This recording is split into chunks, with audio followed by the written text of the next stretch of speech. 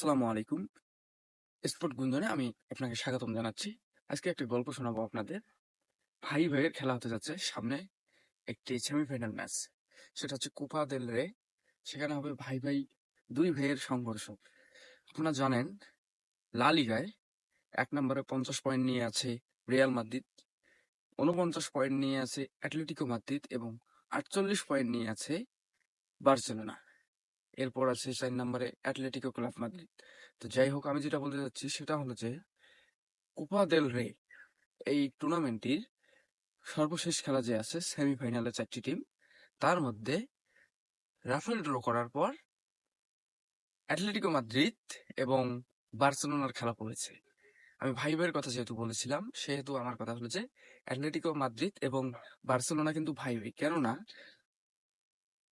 Atletico club মাদ্রিদের coach যিনি আছেন, তিনি সবসময় বার্সেলোনাকে ১ নম্বরে রাখেন এবং বার্সেলোনার প্রশংসা করেন। তিনি রিয়াল মাদ্রিদকে সেভাবে পছন্দ করেন না।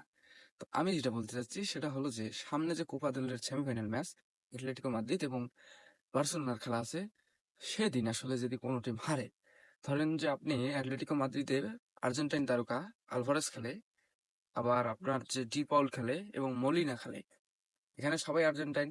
এবং আপনারা জানেন যে বার্সেলোনা যারা সাপোর্ট করে তারা বেশিরভাগ অংশই আর্জেন্টাইন সাপোর্টার। কারণ সেখানে মেসি খেলে গিয়েছে, মেসি সেখানে ভালো সাফল্য অর্জন করে গিয়েছে আর সেই বার্সেলোনা থেকে, যার কারণে সব ফ্যান বার্সেলোনা পছন্দ করে। তো আমি যেটা বলতে চাচ্ছি সেটা হলো যে এই দুই ভাই যদি খেলা হয়, ধরেন যে অ্যাটলেটিকো মাদ্রিদ জিতলো অথবা বার্সেলোনা জিতলো, আসলে কেউ দুঃখ প্রকাশ করবে না, তারা দুই দলেই খুশি থাকবে। কেননা দেখবেন সবাই পোস্ট করবে, কোনো বিষয় না। কারণ কিছুদিন আগে যখন রিয়াল মাদ্রিদ এবং অ্যাটলেটিকো মাদ্রিদের একটি লা লিগায় ম্যাচ হয়, তখন আসলে ফুল টিম আর্জেন্টাইন বলেন আর আপনার হচ্ছে যে বিভিন্ন ক্লাব বলেন, এই সব টিমেই রিয়াল মাদ্রিদের বিপক্ষে ছিল, সবাই অ্যাটলেটিকো মাদ্রিদের ছিল। এবং অ্যাটলেটিকো মাদ্রিদের যখন আলভারেজ একটি ফ্লান্টিতে গোল করে, সবাই পোস্ট করেছিল।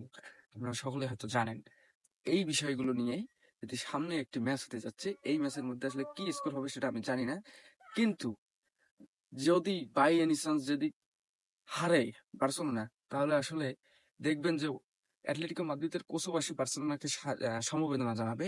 এবং এই আপনার যে কোচ আছে বার্সেলোনা এবং প্লেয়ার, তারা সবাই হয়তো দেখবেন যে, এবং ফ্যান তারা সবাই হয়তো দেখবেন যে বার্সেলোনা সমবেদনা জানবার না, উল্টা তারা নেতিবাচক কথা বলে। যদিও এই টুর্নামেন্টটা খুব একটা বড় টুর্নামেন্ট নয়, এটা পার্সোনাল টুর্নামেন্ট স্পেনের।